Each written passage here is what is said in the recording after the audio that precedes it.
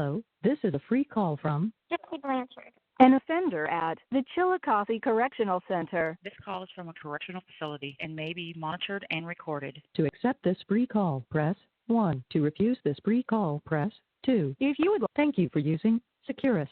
You may start the conversation now. Hey, Nona. Hey, Gyps, how are you? I'm doing all right. Yeah, tell him on the phone. I'm doing good. How about you?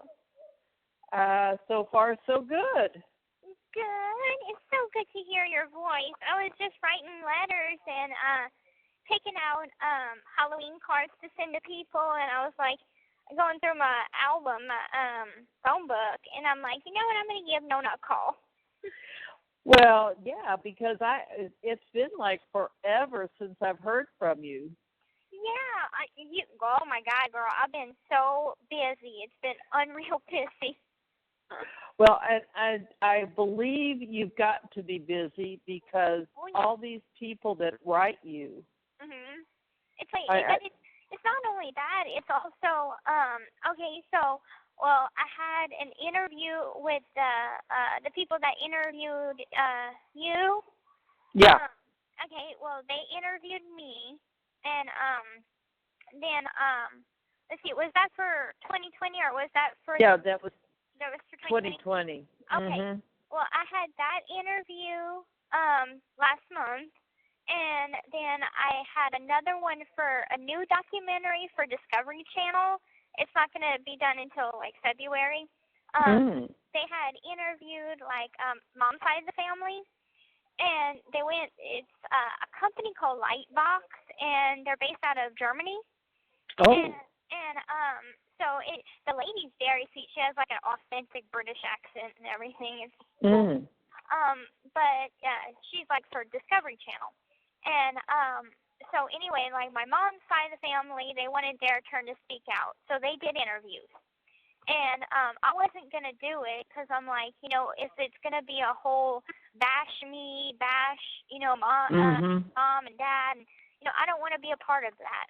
And so anyway, Dad had did an interview, and he's like, you know, I want to defend my daughter. If, you know, this is going to be about my daughter, I want to defend her. So he did an interview, and I talked to the lady myself, and she said, like, no, this is not about bashing anybody. This is just about wanting to talk about your mom's childhood and kind of, you know, figure out, you know, why she was the way she was, and you know, kind of get to the root of it.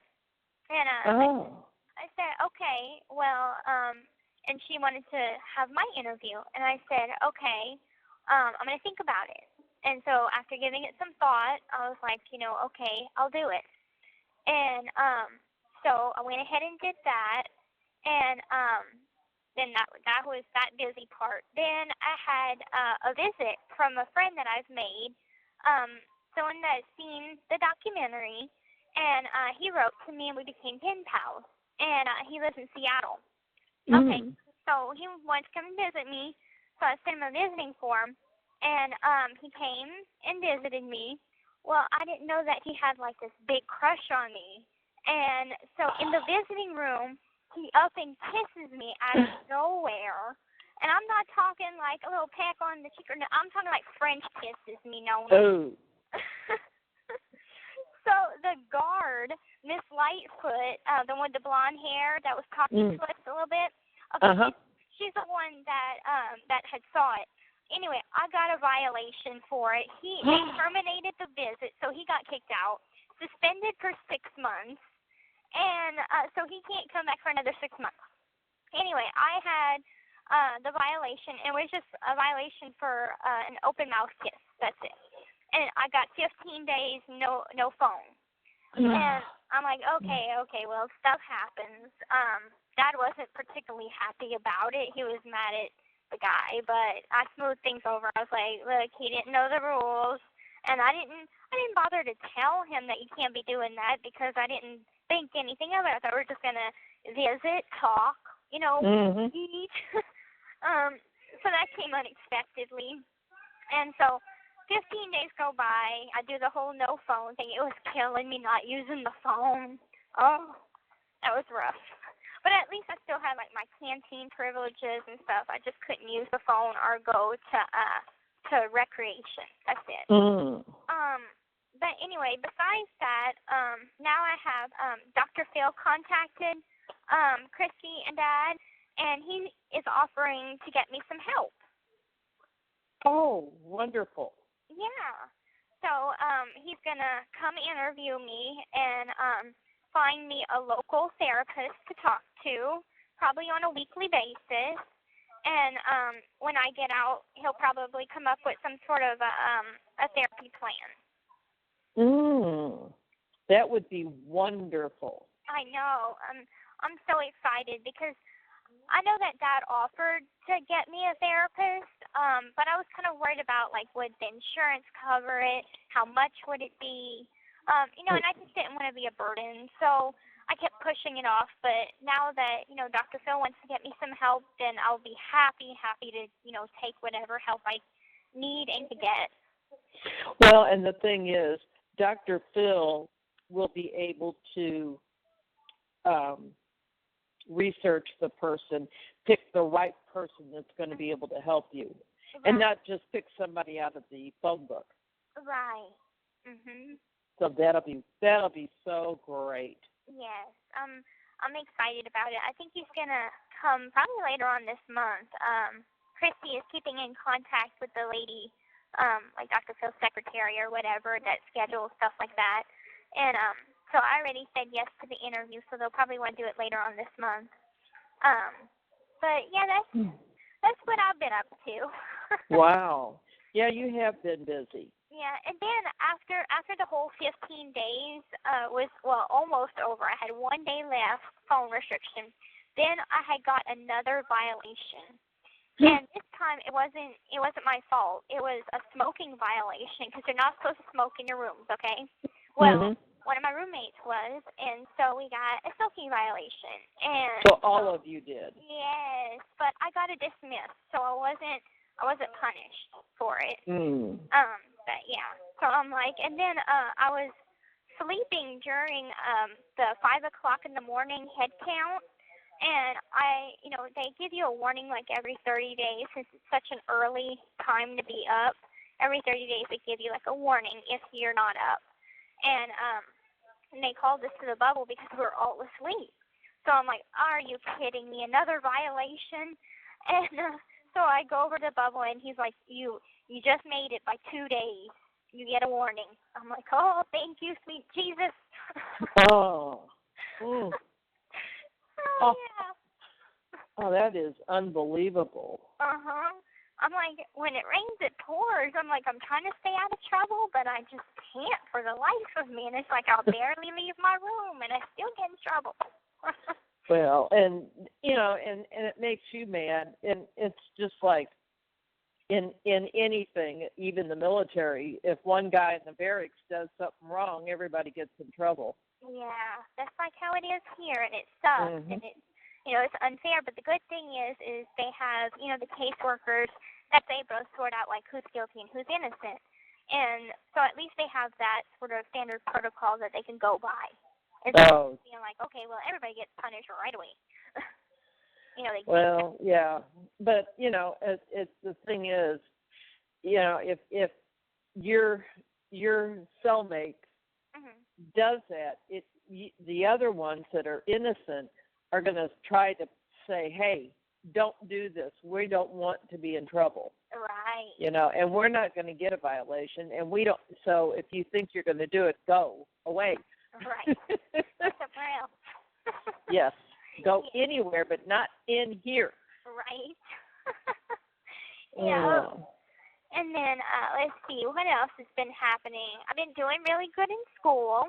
I'm getting better in math. I'm actually surprisingly good at the powers and the exponents, so like to the third power and all that. I'm good at that. Good. So I've been getting better. It's a slow process, but I'm getting better. Well, yes. I mean, when you haven't been exposed, it is hard. Yeah. But I you'll can get tell it. that it's paying off, because I remember whenever I started school, I didn't even know for like language arts, I didn't know the difference between there and there, because there's two kinds of theirs, and they mean two different things. So now I know the difference. You're not the only one. I have a son who still can't. Okay. So that makes me feel better. And you're not the only person. There are numerous people who don't know that there's a THEIR, THERE, and a THER, comma ER, not apostrophe ER there, or whatever it is. They THEY apostrophe R there. Yes. They are like they are. Oh, they are. Yeah. But there. Yeah. So and there's all sorts of that stuff. The nice thing about once you get a computer and a phone, it does it all for you. Oh, nice. Because it's funny because whenever I write, I don't use the right end marks. Yes.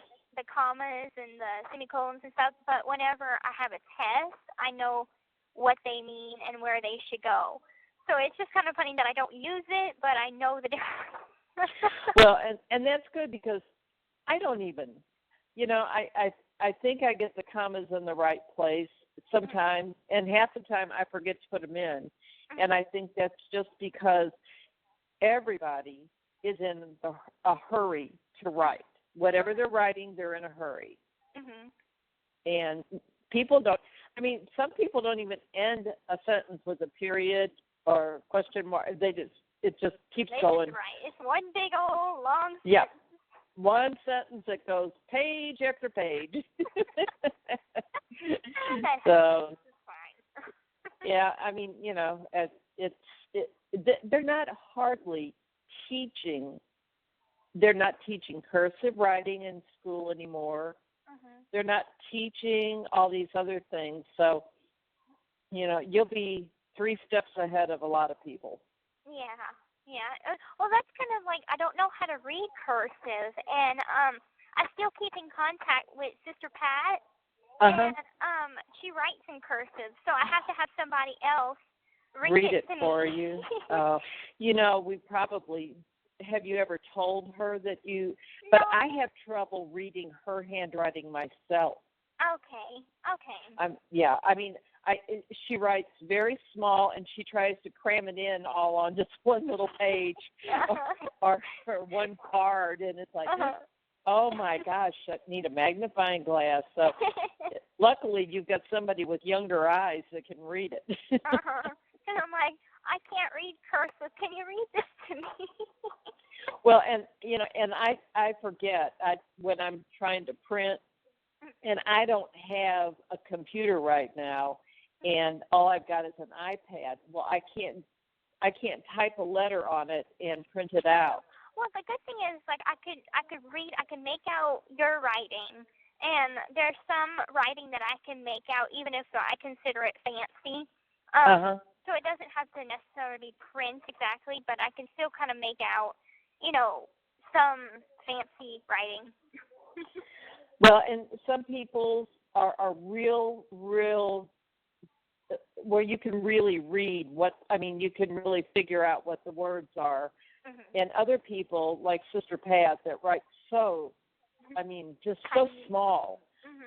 I have never been able to read real small handwriting. And my kid's dad, he was left-handed and wrote teeny, tiny, and I could hardly read his handwriting. Oh. So but Well, I've been getting so many, letters, so it's like I've kind of been exposed to lots of different handwritings, and helps. Well, and Christy does say when she puts your address, because you've got a new address, and she always puts, remember, print. She doesn't read cursive well. Right. And she put the birthday card that you sent her on Facebook, or on in your the group. Yeah, in the group. And somebody commented, well, she wrote in cursive. Well, it was just a little bit that was in cursive, and I don't know if they didn't realize that the whole card wasn't your handwriting. I don't know what they thought, but I could tell. Right. And it was really interesting. Yeah. When 2020 was here, now I don't know, have you met Jenner? I have. She came to visit me. Actually, we had just a little visit to kind of get to know each other beforehand. Yeah. She was all four of them that came here were so much fun. Aww. I mean, for 2 solid hours, Miss Laura and I sat at my kitchen table, and they kept asking questions, and it was, it was just it was really weird, because it's not anything we have ever in our life done. I know. It was weird for me even doing that, because I'm going to be honest, Jenna wasn't the one that had interviewed me. It was Amy. Amy Rohrbach. Yeah. And she was very sweet and everything, but it was all very professional. Yes. And whereas for Erin's documentary, and for this new documentary, it was more relaxed. The questions were easier. This I felt was all about business, and the only reason why I went to do it was to spread awareness. And I felt they didn't even bring up what Munchausen by proxy is. They didn't even mention the word. So I had to. It was I needed to bring it up, and because I felt like they weren't gonna. And so it was awkward though. It was just so awkward. Well, I mean, I felt like and I can't even remember the guy's name, but they really asked us some good questions, and and it kind of put us on we didn't even know what to say, because it wasn't anything we had ever thought about, and then she said, do you have any pictures? And I said, well, how many do you want? I said, yeah. Well, do you have any cards from her?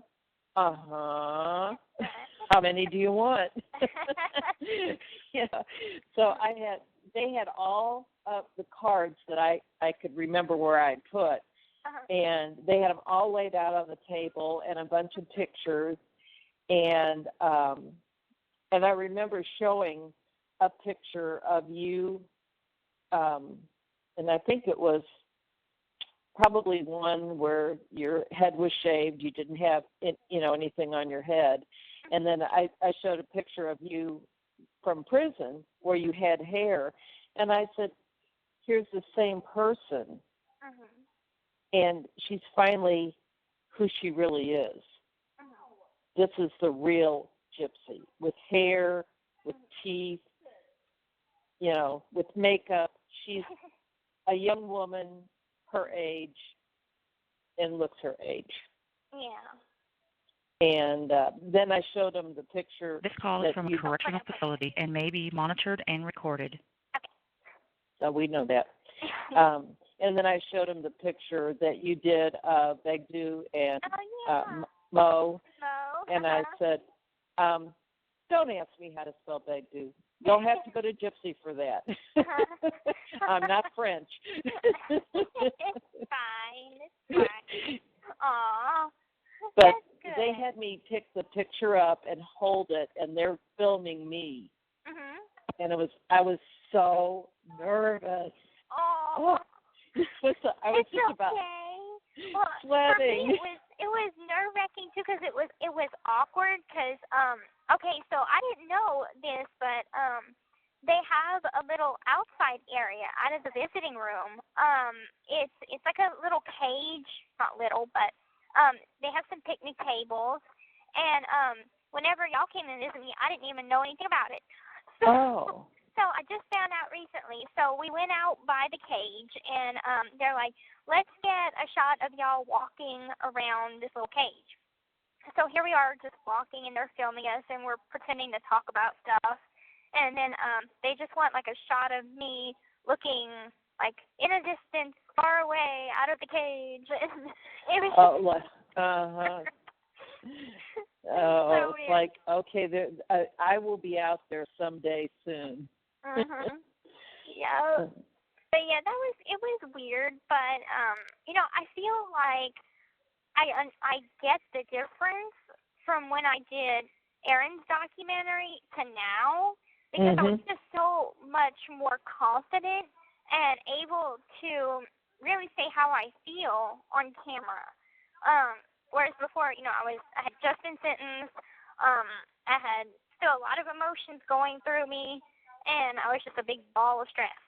And And so this time, they had asked me, like, how do I feel about Nick, and what do I think should happen to him? And I said, to be honest, I think that he should spend the rest of his life in prison, because that's what he deserves.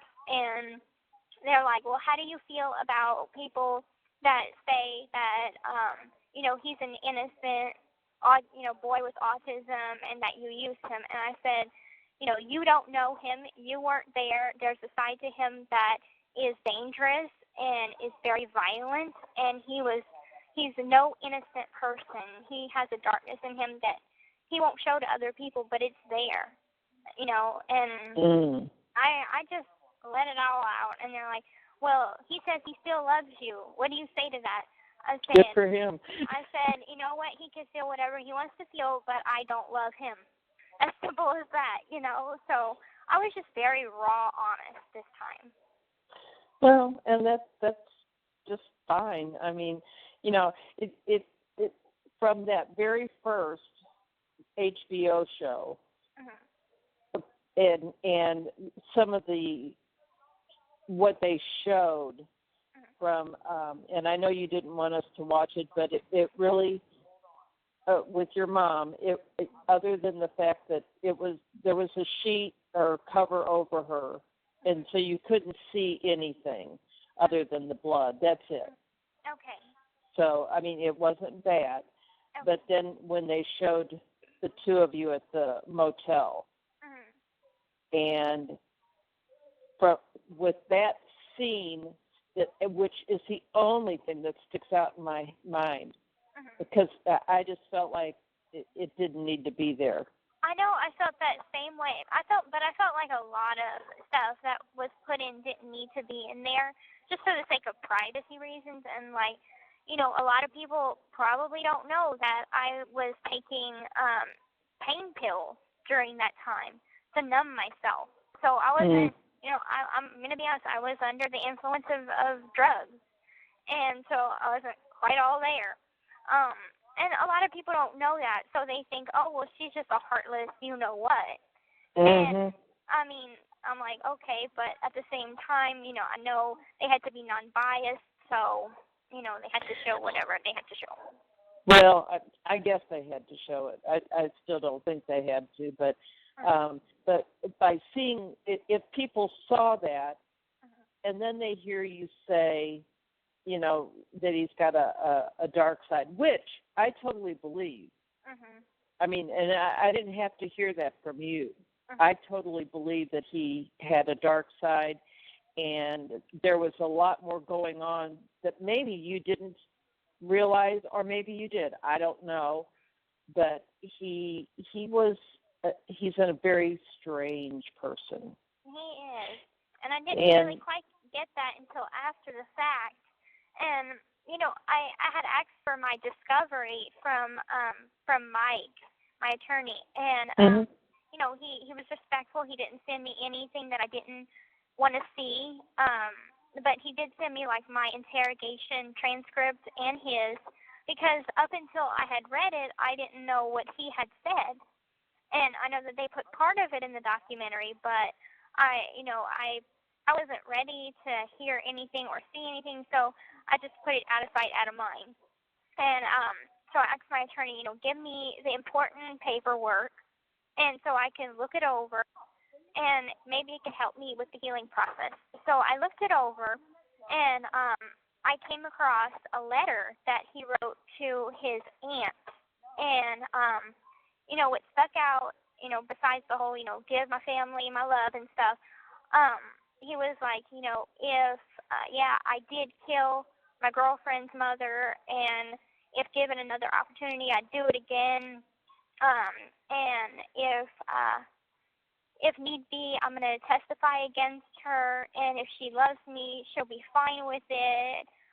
If not, I'll be ready to move on and stuff like this. And other bits of information, like from inmates in his pod. I guess he was talking to these inmates about it and bragging. So, I mean, I just feel like he has no remorse. No. So.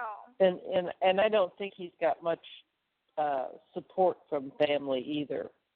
Well, his father, like the people from 2020 and stuff, they tried to contact his father. His father's all about the money. Like, they want $1 million to give an interview.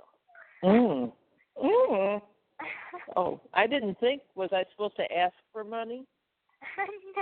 No. I mean, because even Laura asked me that. She said, are they paying you? And I said, no. I don't know. I didn't ask. No, they're not paying us either. I really don't think that they. I mean, we asked, and they said that they don't pay for stuff like this. Right. I mean, I've heard of the television show Snap. They pay, I think, $2,000, I think. But that, to me, that's just so cheesy and freaking. Well, I think if people, I mean, and that's something that people need to know is we are not making millions of dollars off of these interviews and these shows. Right. And because I know people will probably believe that. And they probably do, and it's completely not true.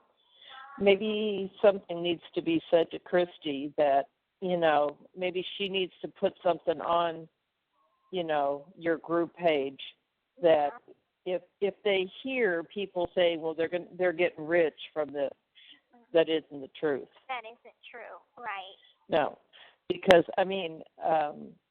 they never said, they never mentioned money or anything, and they did say that they asked if we would not interview with anybody else. Well, that's just so they can cover their own butts to make sure that they're the first ones. I mean, everybody's trying to get these interviews and stuff, and they're all in competition. So it's all a big business thing to them. To be honest, I really don't think that they give a care. It's just about what makes high ratings for them. Well, I mean, they spent. I couldn't believe it because they had done 5 interviews before they got to my house. And they got to my house just 3:45 in the afternoon. They left my house at 7 and had one more to go. Wow. And then they had a couple more the next morning. Now, one of them they mentioned was the cab driver. Well, that's not going to take a 2-hour visit. No, I think I remember the cab driver in my paperwork said, like, oh, I could tell that she was wearing a wig. I think that was, like, the big thing in his statement or whatever. But besides that, I don't think that would take very long. But I know that they interviewed my attorney and my friend Aaliyah. Oh. Now, is she the one that lived up the street from you? Yeah. Yeah. Okay. Yeah, and so they didn't really say all who they were interviewing. I didn't even know they were going to interview you. Christy had told me that, and I was like, oh, okay, good. Well, I contacted Christy, and I said, I got a call from this person at 2020 to do an interview. Is it okay with you? I wanted her permission because I wasn't going to do it if she said, no, don't. Right. Because I didn't think that would be right. And she said, oh, yeah, go for it. Okay. If you feel feel comfortable. Yeah. Well, I mean, I told Jenner when she called me, I said, you need to call Laura because Laura's the one that came and got me that night that everything happened. And I said, Laura and I, and then Rachel from Kansas City, we were all three there. And I said, you know, for quite a long time, because I had the house key, and I said the police took the house key. They never once contacted us afterwards. Okay. Not a word. Wow. That's and weird. And I had remembered afterwards that I think your mom had changed the front door lock.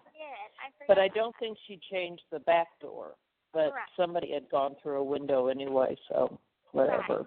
Yeah. But anyway, we stayed until, I don't know, 2 a.m. And then they said, well, somebody else was there. And they said nobody had been there. And I said, well, I can guarantee you we were there. And I said, go look at the police records. I mean, we were there. They talked to us. And she said, I said, well, what time did this other person, and I can't remember who she said it was. Anyway. Was it Kim Blanchard? I don't think it was. David Blanchard? No, because I would have remembered that name. Okay. And it might have been, maybe it was Aaliyah. I don't know. But I think we left. I do think Rachel was there for a little bit longer. And then Laura and I left because it was like 2 o'clock in the morning. And came home. And then and it was kind of yucky, rainy night. It was kind of drizzly, off and on, and so I just, you know, then she contacted me and said, "Did you watch the news?" "No, I'm not awake." No, I remember, like, okay, so I had just sent Rachel a letter and a recent picture of me because I haven't heard from them in a long time, and so I thought they, you know, might want to see a recent picture of me. I guess, you know, a part of me doesn't want to give up. I give them, you know, time. It's been probably about 1.5 years since I heard from them. So, you know, I want to give them time, and I don't know how much time it's going to take, but I at least want to extend my love to them still, you know. That's, you know, the part of me that, you know, I don't know if I'm living in the past or, you know, if caring about people from that time is just normal, but it's never going to leave me all the people that I used to know and that have just, like, disappeared from my life now. So, I mean, I still think about them, and I still try, and, you know, I'm not one to give up. You know, I'm not hounding them, I'm not harassing them, but I just send them, you know, a note every once in a while, you know, every year or so to say hi, you know, miss you, love you. That's about it. Yeah. Well, and that's all you can do. You can reach out and try. And, you know, if they don't respond in the next 6 months, then maybe it's time to close the chapter. Yep. And just say, well, you know, I tried. I've done everything I can do. So, you know, that's all you can do. And then on the other hand, oh my goodness, have you heard, like, read on Facebook about what's going on with my friend Sophia? She was obsessed. I mean, and she doesn't sound like the brightest. So she has cerebral palsy. Oh. And she's in a wheelchair. And remember, I think Mom may have told you about back in New Orleans, whenever I was in a group and kind of like Special Olympics, and did wheelchair racing. Well, she was my little friend from back then. And now Oh. it's been, last time I seen her was like in 2002. So it's been a long, long time since I've seen her. And like she was on the DJ Blanchard Facebook page, but Mom didn't really let me go online and talk to anybody that she was friends with or whatever. So we didn't really talk. And so after finding out everything, she wanted to get in contact with me. So we started talking again. Mom put her in the Facebook group, and she just became obsessive. And then I found out something that made me feel uncomfortable. As I was talking to her, she confessed that she's a lesbian and that she has a crush on me. Oh. And so it made me uncomfortable, but I tried to do the right thing by not outright rejecting her because she's a very lonely girl. Don't have many friends. So and I'm like one of the only friends she does have. So I wanted to be gentle about it. So I said, I'm not interested in girls like that, but you're my friend and I'll always care about you. But that's all. Absolutely. And that said, was the right thing. Right. And she's like, oh, okay. Well, I get a crush on all of my friends. So I'm like, I understand that. And so, I didn't cut her off or anything. We still kept in contact. Well, I had told her a couple weeks ago about my visit with Ken and what happened. He kissed me. She went all crazy and she became jealous. And she started messaging Ken, being like, sending him a friend request and messaging him all hours of night and day, just randomly, and also messaging Christy's friends and stuff. And I'm like, I'm a personal person.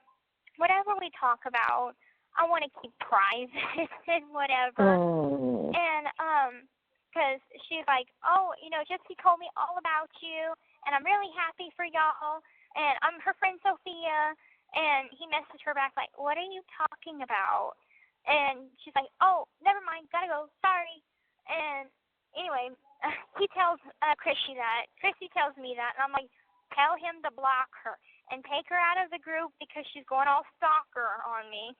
And it's like, you just don't be doing that. Oh, yeah. It sounds like she has some problems. Yeah, well, one of Christy's friends is like a psychologist, and she's like, she's displaying traits of like psychopathic tendencies with narcissism. And I'm like, wow. And so I give her a call, and another thing is she likes to talk inappropriate about stuff. Like she wants to get an escort because she's still a virgin, and oh, gee. all this kind of inappropriate stuff. And I'm like, how did we get on the subject? How did I get to that point of a conversation with right, you? like where is this going right now? And so I told Christy about it because I'm like, I'm trying to give her good advice. I'm trying to be a good influence on her, but I don't know what to do. And so Christy messages her and is like, you should not be Skyping with guys, showing your private parts, doing things just so they can give you attention. That's not right. Does your mom know about that? And, she lives with her mom and her dad because she's disabled. And her parents know that she's a lesbian, but, I don't think that they know how desperate she is for attention. So I'm trying to guide her in the right direction. And so we took her out of the group at this point and unfriended her and whatnot. And so she messages Christy's friends and says that, Christy hates her and that's why she was kicked out of the group. And I called her and I said, no, the block came from me because, one, you were crossing too many boundaries and making a lot of people feel uncomfortable. So I think this is the best thing to do. Yes, definitely. Yes. That would, yeah. That would be so uncomfortable. Just to know that there was somebody in the group, and and some of the stuff. She just rambled, and I thought, why is she in this group? She's literally not in her right mind. But it wasn't. And the good thing is when Christy posted if she contacts anybody in the group, this is what had happened, and it's kind of a good thing because she was contacting other people from the group to try and rant and rave about the situation until I had put a stop to it. And I'm like, it's not like me to be harsh, and I was trying not to be, but also I was upset because it's like this, it's inappropriate. You just don't do that. No, you don't. And no, you did the right thing, definitely. And I feel like a huge weight has been lifted off of my shoulders because, she would email me every day, like call me. And it's like I have work, I have school, I have a test coming up for school. I have a very busy life, even though it's in prison. It's a busy prison life. Well, and thank goodness. Mm-hmm. I mean, I would rather be busy than have to just sit and, and just do nothing. Mm-hmm. At least, and that, I mean, I know it sounds terrible, but it does make the time go faster. It does. Yeah. And, I mean, just think you've been there a year and 2-3 months? Yeah, it's been over a year now. Yeah, because you had left here. I left there July 15th and arrived in Vandalia that same day. And spent a month in Vandalia, then came here. Right. Because I remember I had sent you your birthday card, and it came back, and I was like, what?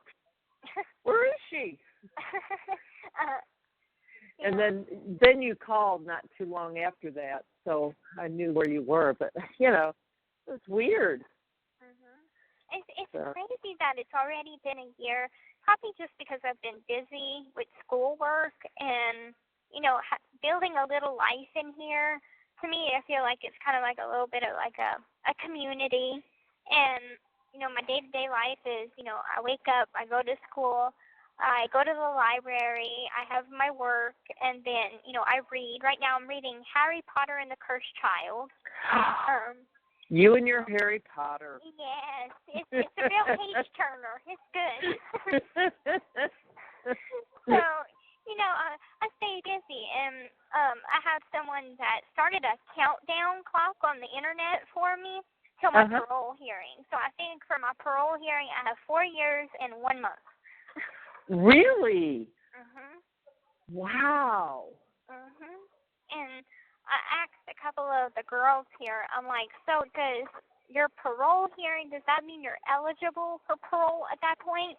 And they're like, yes. They'll set a date. It's not gonna be on that date that you're released, but they'll give you 3 dates, and you'll be released on one of those dates. And it's really up to them. If I'm trying my best to get certificates and achievements and do good in here to prove that, I could be a good, proper citizen on the outside. Right. So, but wow. 2021's coming around.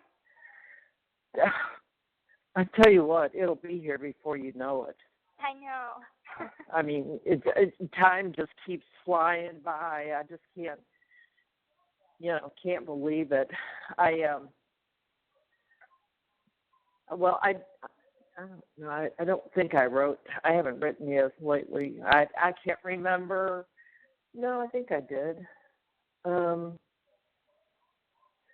Anyway, last weekend, my daughter here, my son, and the grandbaby, we all went to Georgia to see number 2 grandson graduate from basic training. Oh, that's wonderful. And he had tripped over some other guy's foot, and he has his leg in a splint. So he can't go on to the next phase of training until he gets that part healed. But then when he's healed, then I'll go down for his next graduation and find out where his next duty station would be, and you know, it's like. Now, is he gonna like be going overseas type of army? Well, there's always that possibility. Okay. You know, you just never know what they'll probably do. And being that he's going to have to go into a different group, he was supposed to go to Fort Hood, Texas. Okay. But now, since he is, as they call it, recycled, or going to be recycled, he'll have someplace else that he's going, but we won't know that for a while.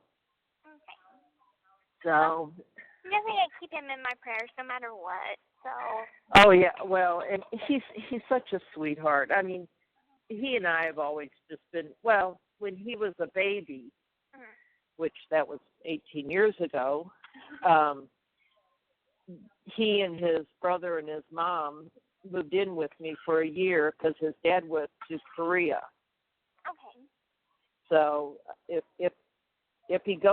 they go to Korea for 1 year, then family has to stay home. If they want to go to Korea for 2 years, then family can go, but then they probably don't have time to come back and visit. Okay. Because it's so expensive, you know, to fly. So Dad just took the 1 year, and which was probably just as well. And I got to stay with the kiddos and play with them. Good. So Ryan and I are kind of like buds. I'm sure. Now, that's the shorter one, not the taller one, right? Yes, yeah, he's the shorter one. Okay. Yeah, he's as cute as he could be, but. You have to send me some pictures. I still remember them whenever they were little. Well, yeah, because let's see, he just turned. Well, no, he's 18. He'll be 19 next February. And his brother will be 22, the real tall one, the end of this month, on the 30th. So I can't believe I've got one that's going to be 22. Hey, don't feel bad. I feel like I'm getting old. 26. That's like, how did that happen? Well, I mean, I spent a good portion of my life thinking I was 16 or something. So I'm like, to be 26, it's like, how did I get so old so quick? Well, here's the story. Nobody realized how old you were. Right. That's the funny part. But you know what? But the funny part was that everybody thought you were older, except that for what your mom said. She always said you were, younger. But your maturity level was so much higher. I mean, you acted older, you came across older, but you didn't know you were. Right. And that's so sad. But, that was the only way she could, continue the charade. Yeah. Well, it's like they had asked me that in the interview, and they had asked me, like, why was I only allowed to watch certain movies and shows and be limited like that. And I'm like, perhaps it was because maybe it was just easier to keep me at that age, because if you're filtering the movies and stuff, and there's nothing in the content that suggests anything older than that of what she wanted me to be, then it would be easier. Right. So, yeah. That's talk about the therapist with, Well, so, I know I had asked your mom one time about, I said, well, at her age, she should be getting her period. Oh, no, that'll never happen. Really? How come? But I never got an answer out of her. Well, I remember she tried to tell the doctor that I didn't get it, and he started getting curious, and he wanted to do some tests. And then probably about a week later, she's like, oh, well, she got it now. And, like, there was nothing. That's what, like, whenever I talked to Dad and Christy at the jail, they were like, there's no feminine pads, there's no tampons. And I'm like, I use pull-ups. And so that makes sense to them. And oh, geez. She never really let you use. No. Oh, my gosh. And, like, still, like, even still, I'm trying to learn about my body and stuff because, like, I had a little accident one time, and the girl, my roommate, had noticed, and she's like, do you know how to use a tampon? And I'm like, no, I've used pull-ups my whole life, or, well, most of it when I got my period. And she's like, okay, well, I'm going to show you, buy some tampons on Canteen, and this is how you use it, so, you know. So it's like I'm still learning. You know, it's a growth process. My. See, I would have figured she'd have explained a little something to you. I mean, because I mean it's a natural process for everybody. Mhm. And well, I had started my period probably while we were in Slidell. And you know, she explained to me that it's normal, and it usually just means, you know, that you know, I could have babies at that point, but that for me, I would never have any babies. So I'm like, okay. And every time I'd have my period, I'm like, this is pointless.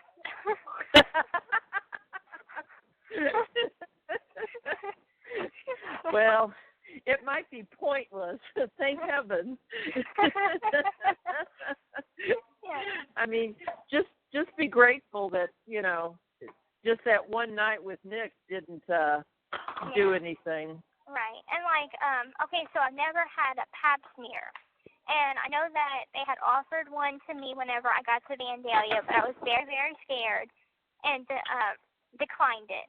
So I had, whenever I went to medical last week, because I needed to get a lifting restriction. Because did I tell you about the violation I had got with somebody carrying my canteen bags for me?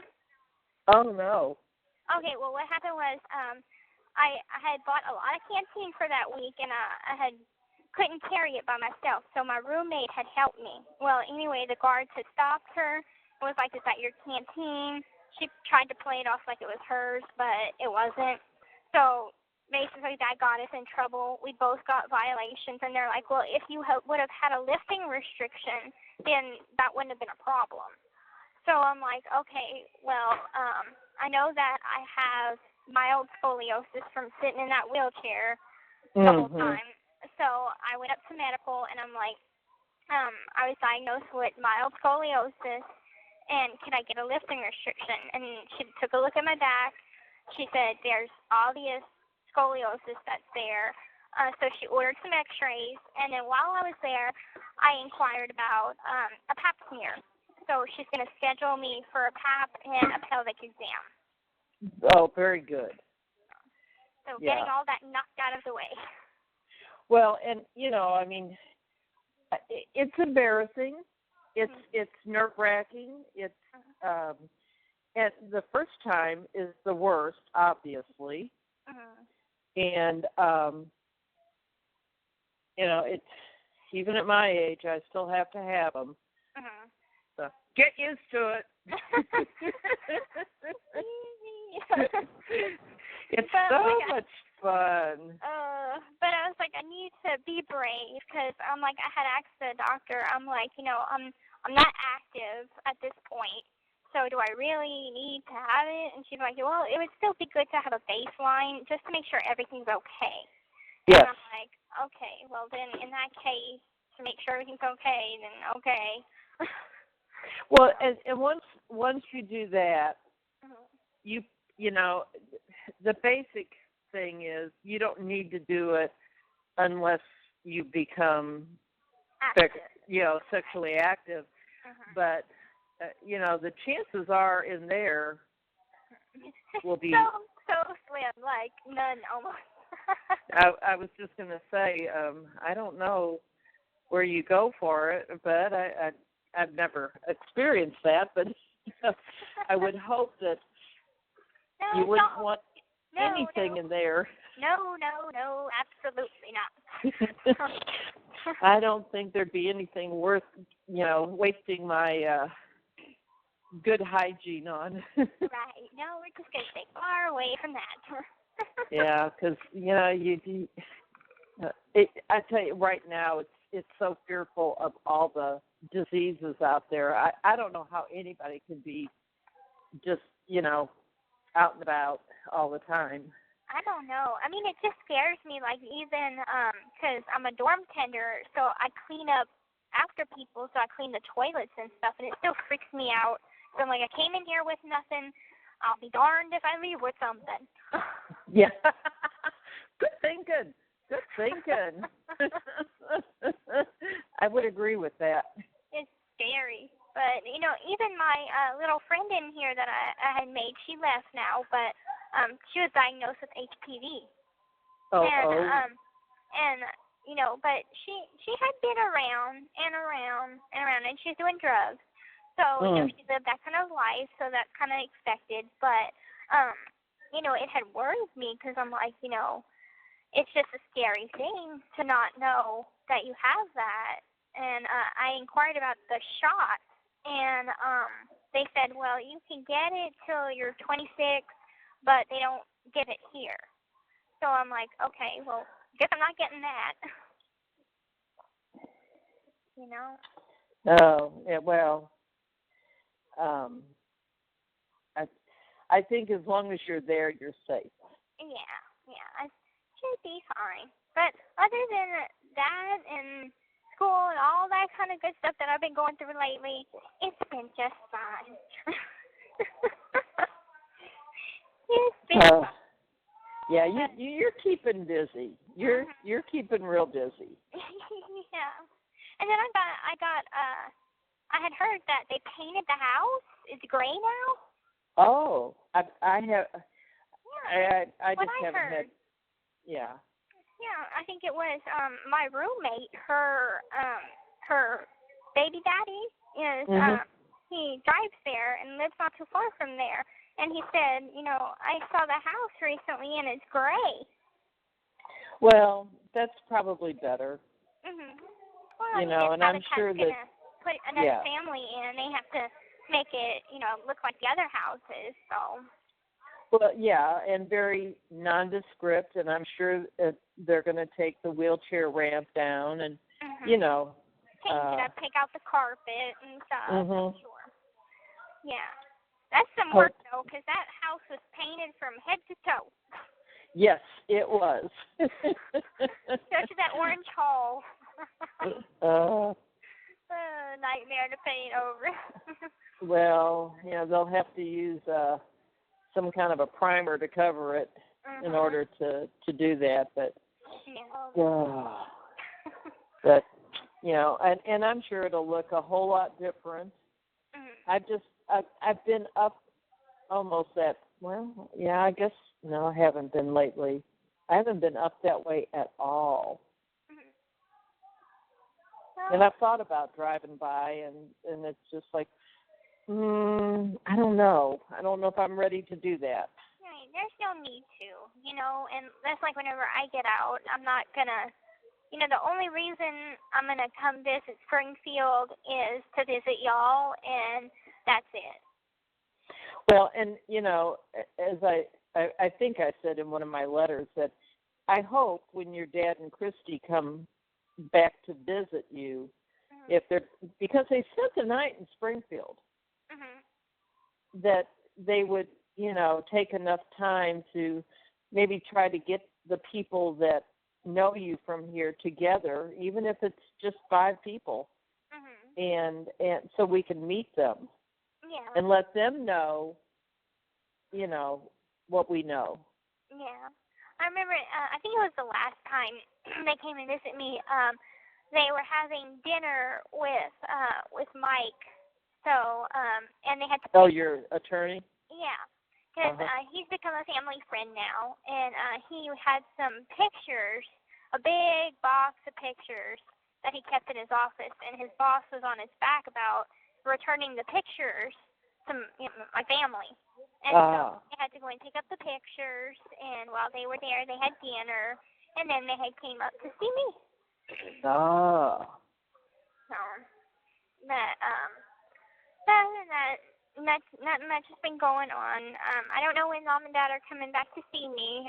Dad's working another 2 months offshore. He's already been offshore a month already, so he's taking like a 3 month offshore work. He's doing extra. And so. Well, I'm sure. I mean, none of this is cheap. Right. Or easy, and and I mean, with Christy not really working, a regular job, I think it must be tough on him. Yeah, it was, and he had like a couple of months ago, he had a whole breakdown, and basically he was wanting to get a divorce with Christy, and I had tried to talk to them both because I'm like, I talked to Dad, so. What's the problem? Why are you feeling this way? He told me, and then, I got some information out of her, and I tried to fix it, and it worked. Oh, good. All they needed was more together time. Like, he always wants to take her out on, like, a dinner date or something, and she's kind of like a homebody and wants to stay at home, and it's like, I have wine in the fridge, And so I'm like, if he wants to take you out, let him. If he's complaining about money, but he offers to take you somewhere, that means he wants to. So just let him. And so, did that, and now they're going strong again. So, but I was really freaked out about it because I'm like, Christy, she's just as big of a support system as Dad is. She's the one that runs the support group. She's the one that is trying to get more signatures for the petition. And, it's kind of there because, Dad works 28 days straight. So, if they split up, I'm like, I don't know what I'm doing. Especially like, will she still love me? Because I'm not her biological daughter, it worried me. But through thick and thin, I came to see that they both love me no matter what. Well, and I'm sure that's true. And, I think this puts a lot of stress on their marriage also because, their life was just clicking along. And then all of a sudden 2 years ago, this just plops into their lap. And even though she's as supportive of everything, it's tough. Yeah. And maybe they need Dr. Phil to find somebody for them that they can sit down and talk.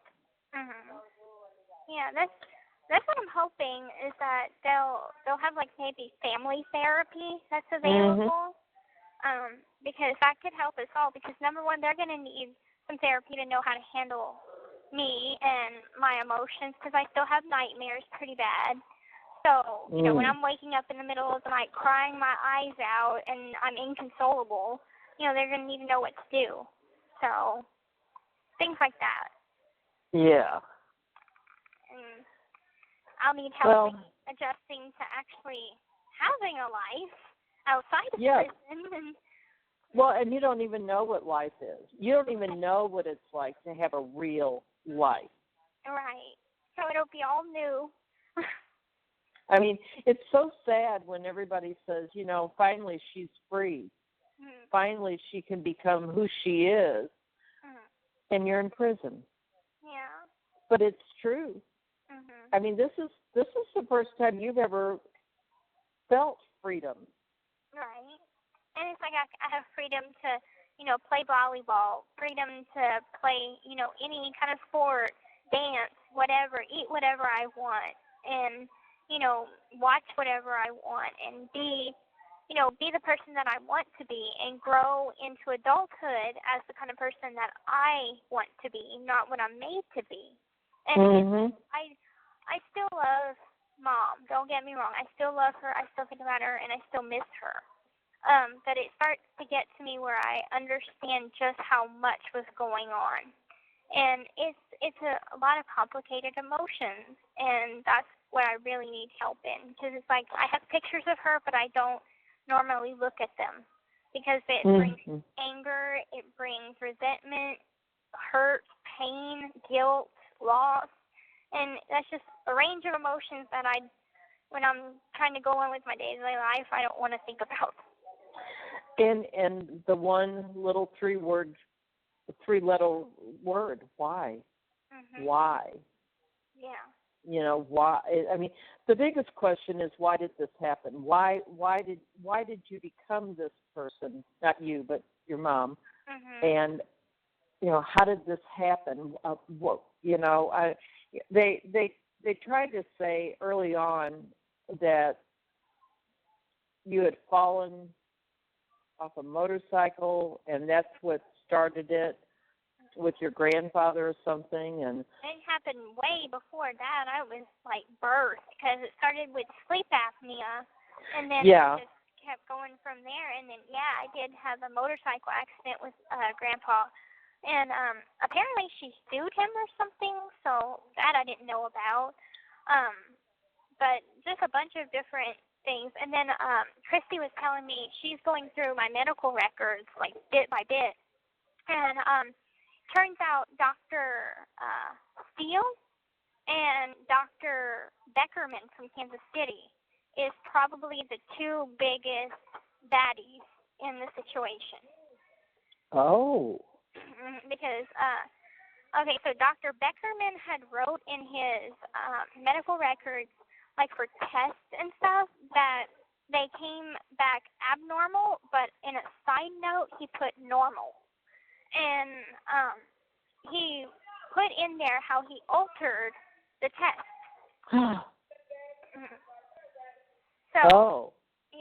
So right now we have an attorney. It's a medical attorney, and he has taken our case, and he's going through all of my medical records. Well, right now I've sent for a HIPAA release form so he can get the medical records. So once he gets it, he'll go through it. He also wants my interrogation video. However, it's missing. Oh. Yeah. So, like, my attorney, he doesn't have a copy of it. So, but Clay Baker, the pro bono attorney that I had working alongside with Mike, had said, well, request it from the public defender's office, because the prosecutor has a copy, and so he would legally have to make me a copy to send it to me. So that's our best option right now. And then I'll send that to the new attorney. He can see what he can do with that. I don't know if it's for a malpractice lawsuit or if it's for, try to get me out early. I don't know. Right now he's just kind of observing everything and going through records. And what about Dr. Steele? And with Dr. Steele, there has been more than one doctor, more than Dr. Flasherstein, that has sent him a letter saying that that Mom may have had Munchausen by proxy. Oh. So it's more than one doctor. So, I haven't quite gotten into detail with Christy about what Dr. Steele is all about, but she said that those are the two that things just don't add up, and they've put stuff in their records that they've altered tests and stuff. So, Well, Dr. Steele's no longer at Mercy. Really? Where is he at now? I'm not sure. I think they fired him. That's no big surprise. Well, I mean, if that's true, and they found out, but Flasherstein's still there. But, I have no idea. I cannot remember. I know they said where Steele was going, but I don't remember now. It's been a while. But, yeah. So we're we're trying to figure out stuff in that department. And I'm like, well, this is good news because we had tried to look at Brad Bradshaw and a bunch of other ones to try and help, and none of them answered Dad's calls or called him back. So this is kind of the only one that has said, hey, I want to take the case. We haven't discussed money at this point, but I think right now it's kind of just what do they call that? Where they look over. Yeah, they're doing. Oh, I can't even think of what it's called, but. Well, we know what we're talking about. Yeah. Mm-hmm. Yeah. That. So, is it an attorney here in Springfield or in Penn City? I had asked her, but I can't remember if she said if it's in Missouri or Louisiana. Oh, okay. I think it's in Louisiana, and the way it has to work is that attorney finds an attorney in Springfield or Missouri, and they work together on it. Gotcha. And yeah. Well, and I remember your mom always said that your records from New Orleans were lost in the flood or the hurricane.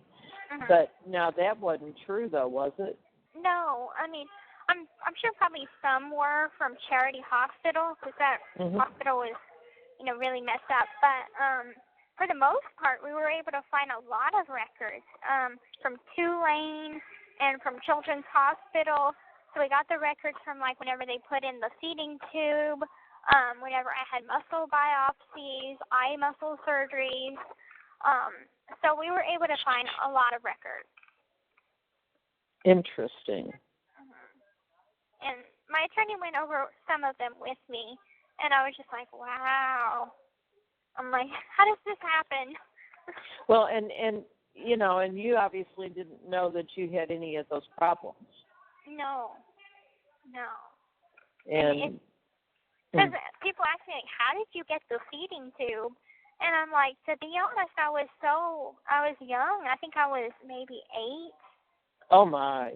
So I remember lying in a hospital bed and, completely just whacked out of my head. I couldn't remember nothing, and I just remember feeling very, very sick.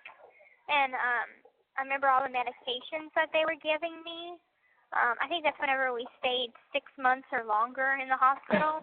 Oh, my. Yeah, I remember it was a long time. And but I'm like, I don't remember anything that she told the doctors or anything, but they have the records of everything she said and told them. So that's good to look over. So it's like. I mean, it just more and more keeps coming out as everybody continues to dig. And I wonder if it's ever going to stop because it's like every time we dig, we find something else, and something else leads to something else. It's just, I mean, it just absolutely, I mean, everybody is just so shocked and just, all the girls, that even Connie that worked in hospitality, I mean, I remember Miss Connie. And she still works there. She still works there? Yeah, just on the weekend in the evening shift. That's just 2 days, I think. But it's everybody. I remember she's the one that had the snakes, right? The big snake. She had a snake. I think so. I remember her telling me about her huge snake that she had in her house. I was like, if she did, I don't remember it. I don't want to remember it. Yeah. And Vicky. Now how's Jane doing? Have you talked to Jane in a while? No, absolutely. Now I think I've seen her on Facebook a little bit, but I ran into her. I don't know how long ago it's been, but she was working at a parking garage by the baseball stadium, but I heard she lost that job, and I think Laura kind of keeps up a little bit with her, but I don't really want anything to do with her. She was. Don't blame you. It seems like some people never change. And she was just. I mean, now there's a person who is living in another world. I mean, she literally was stalking a man in Texas, I believe it was. Oh, the one that she would always say she was marrying? She was always going to marry this guy who was a priest. None of this is true. I think he was in real estate or something. Yeah. And, when we got all this and put it all together and figured it all out, we all knew that Jane was,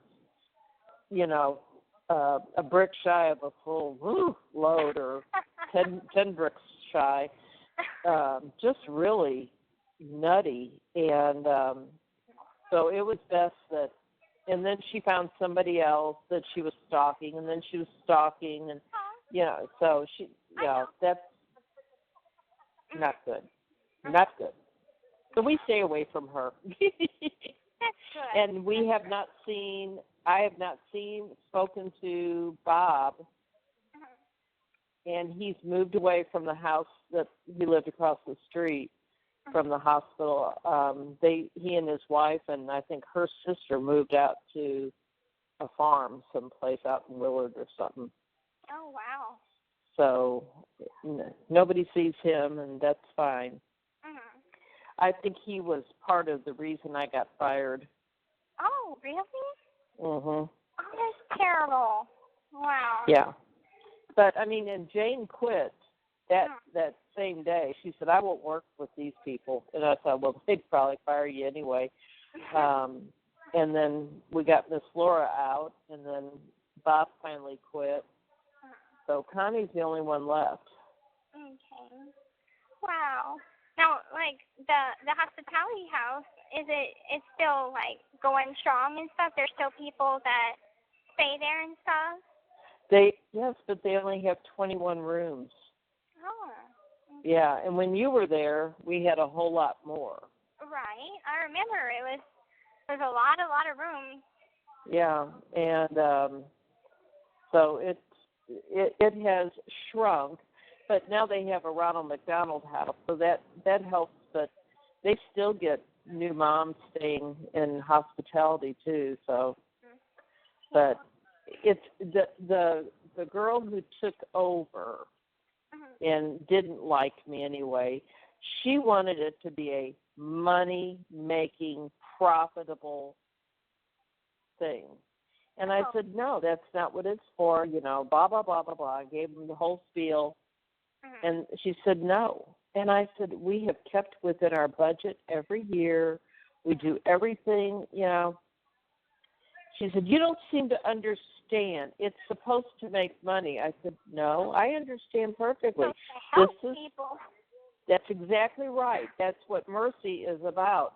Right. You need to be Catholic. Maybe you'll understand. I just wanted to say that to her. I thought, bite my tongue. But, I look. And the bad part is, after she got rid of me, about 2 years later, the same thing happened to her, and she got demoted. Oh, wow. So that's why you should always be kind to people, because you never know what's going to come back on you in the end, really. Well, I just thought God had a sense of humor. It's like, well, what goes around comes around. And the girl who was over her, she got demoted from vice president to just a manager. Oh, wow. So, it was a trickle-down effect. And, and she had some real serious back surgery, and then the other girl, she ended up with breast cancer also. And I thought, all that stress of that hospital is killing us all. Yeah. Well, I bet it was a stressful job. I'm sure that it was delightful to see everybody, but I'm sure it's still a stressful job. Well, yeah, but I still think about they're my people. Mm-hmm. They were my patients, my guests. They were my friends. Right. Yeah, and one lady still writes me, sends me birthday cards and Christmas cards. Oh, that's sweet. It is, and it just really means so much, and I pray for them, all my people. Yeah. All my hospitality people, even though I don't know if they're alive or dead, I still do the same for people. Like, there's people that I've met at the Hope Lodge, and I still think about them, and I don't know if they're alive or whatever. But like, I remember a lady. She was I believe 86. Last time I seen her, and she lives in Chillicothe.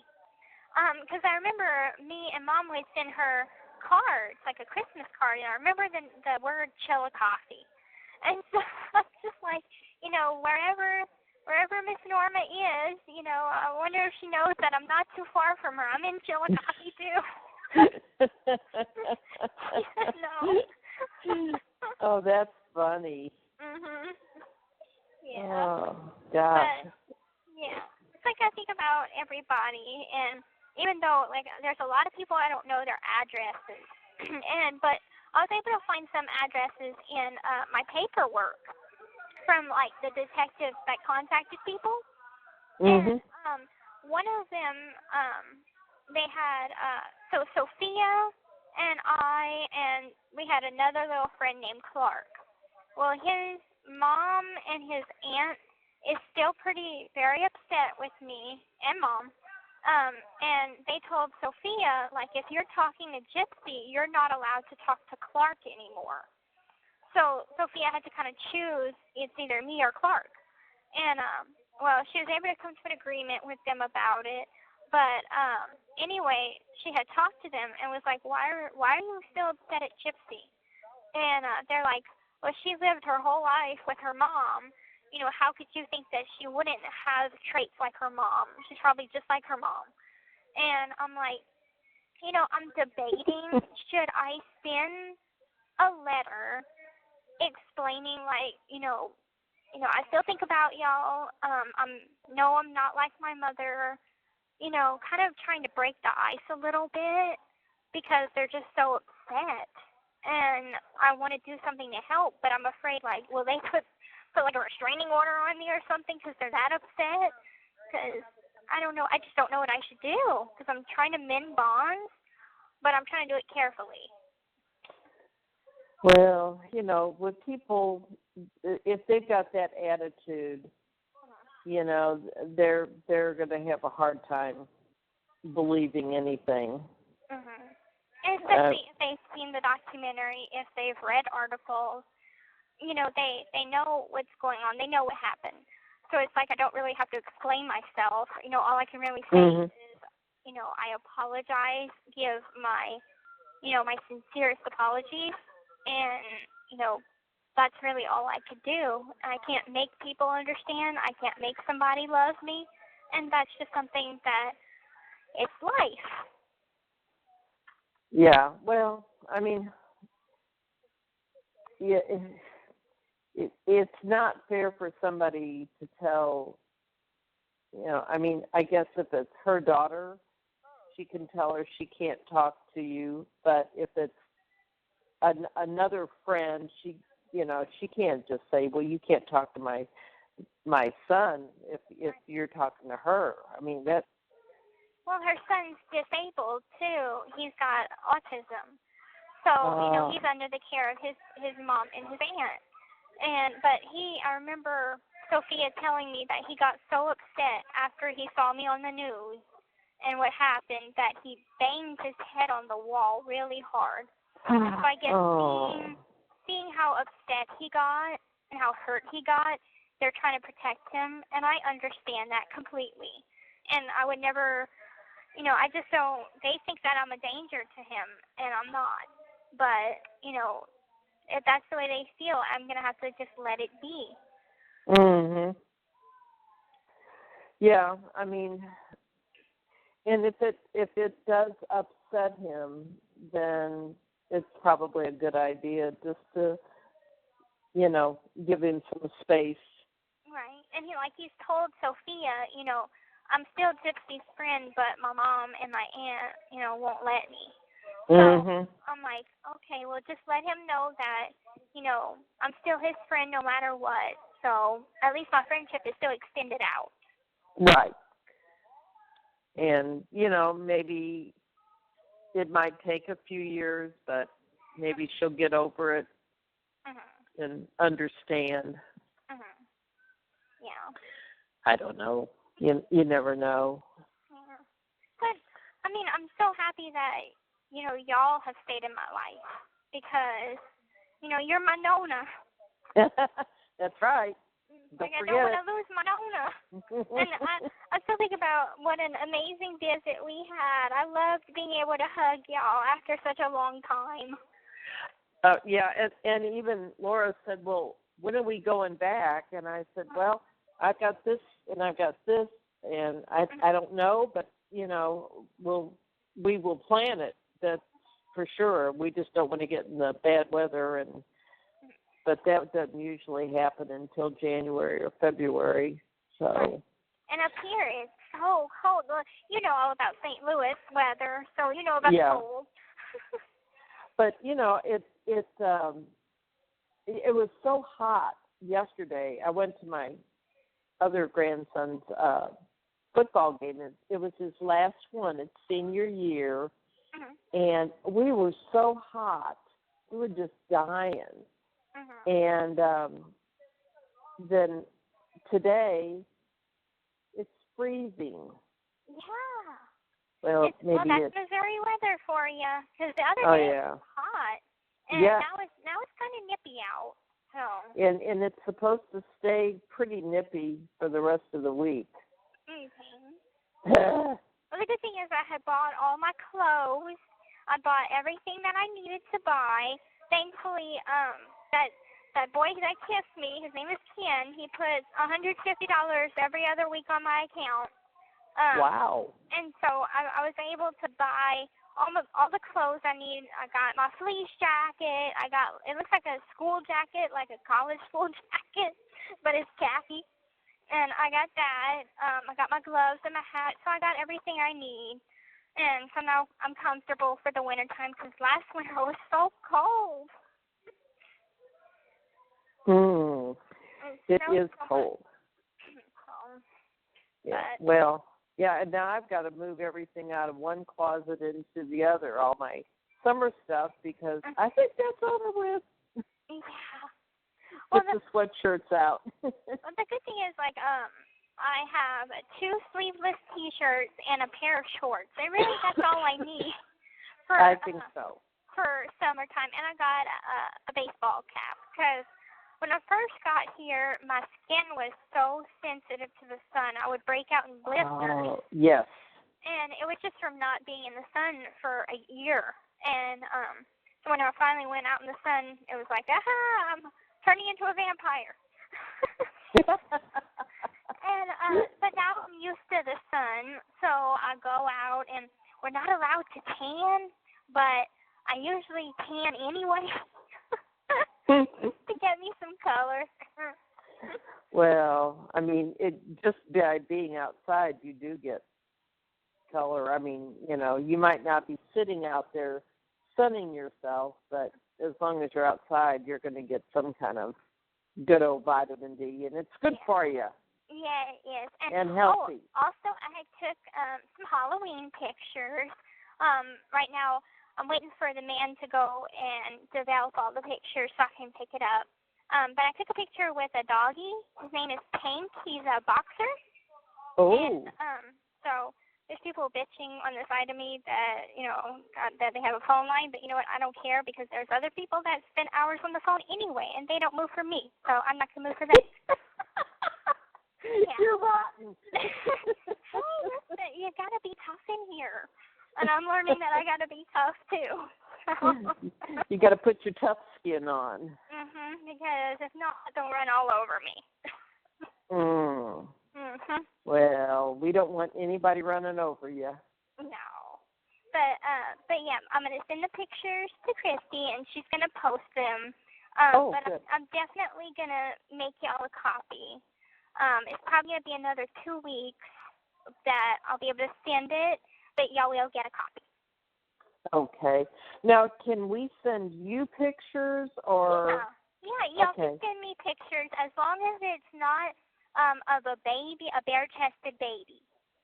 Oh, no. Like all children have to be fully clothed, and that's really the only rule that they have about it, and that's about it.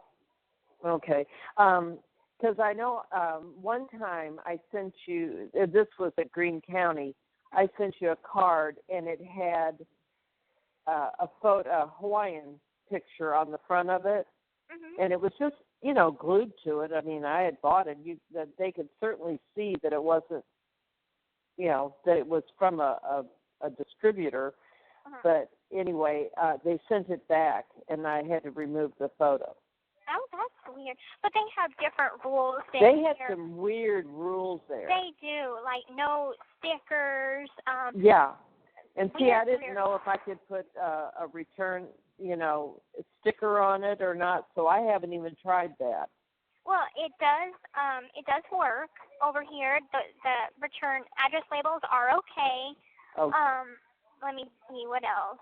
Like some people that have tried to send me stamps and paper that got rejected, and really they just they're picky about don't send photos and a letter together. Send it in separate envelopes, and don't write on the back of pictures. That's it. Oh. But I mean, it's kind of weird because sometimes I'll get one that has writing on it and get it, but other times, more often than not, I'll get a rejection if it has writing on the back. And I'm like, my cousin Tiffany has been trying to send me pictures for over a year now, but she's kind of dingy, so she keeps on forgetting how to do it. So if I wrote a letter and mailed a letter and mailed pictures all the same day in 2 separate envelopes. I would get and then in the letter, then I can say, one picture is so and so and such, and the other one, but I wouldn't be able to put numbers on them, but still, you would be able to figure it out. Right, I'd be able to understand. Yeah, that's how it works. Okay. Because like Greene County had different rules in here, and I had to kind of figure out what the rule differences were. And I'm probably going to have Mom post something on there about, the rules, that what's okay to send and what's not, and to reinforce, don't send a picture and a letter together. Send it separate. Absolutely. Yep. Yeah, because I just, I don't know, one of the last picture or cards I think I sent had a Hawaiian picture on it. Okay. And I thought, I hope she gets it. And so I just. I should get it soon. I got the kitty one. Oh, was that not cute? I love it. I have it up on my locker. It makes me smile. I said, "Oh my God, that's Gypsy!" The minute I saw it, I gotta get it. And it's kind of like because I talked to it, I'm like, "Oh, you just the cutest little thing."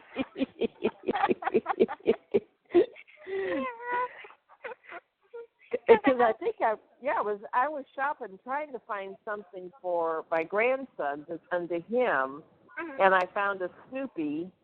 So I bought the Snoopy and I bought the cat. Aw.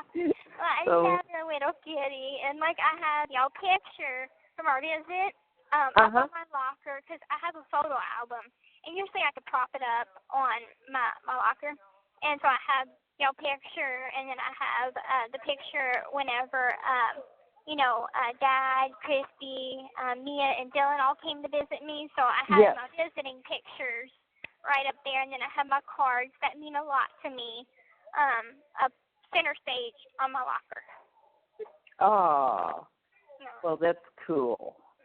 My area looks kind of cozy because I have my TV, and I have like a little doily underneath. It's pink. And, you have 1 minute left. I gotta go. I gotta go, but I love you, and I'll talk to you soon.